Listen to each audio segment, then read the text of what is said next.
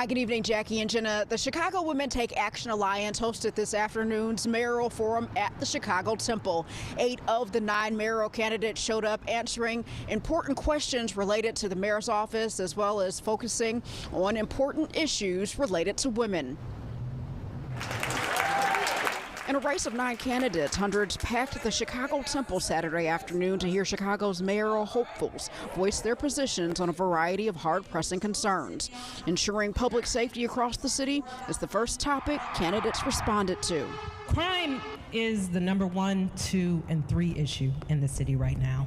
We want to spend hundreds of millions of dollars on violence intervention. To attack violent crime in the city, U.S. Representative Jesus Chuy Garcia says if elected mayor, he plans to fully implement the consent decree CPD is required to fulfill to reform training, policies, and practices like use of force. Among the things that the consent decree requires is that Chicago modernize its police force, that we become a police force that is professional, that uses other best practices across the country.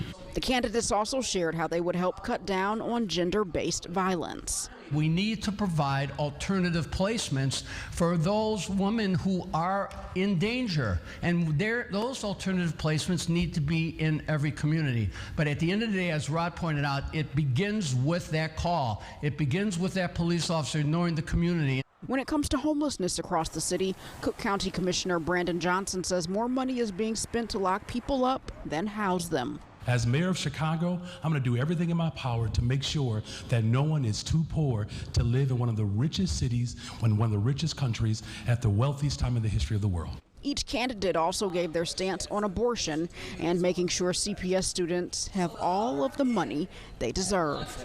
We've got to make sure that every single state rep and every single senator understands that their obligation is to make sure that our public school system is fully funded. We should not be allowing our schools to be under-enrolled and then shut them down and leave dozens of buildings that's still in our city right now today. We have to change that. Candidates also spoke on the importance of trade schools and equity in the workforce, particularly construction. I am proud to have worked on things like the MBI program, which is gender neutral. That was something that I worked on. I was one of the lead sponsors in that. Setting aside particular projects, just identifying for people like women-owned contractors, for example. I think you need to set up a task force within the mayor's office to make sure, oversee that the females are getting equal opportunity and equality for all its citizens, and make sure that everything's being spent, that they get their portion of it.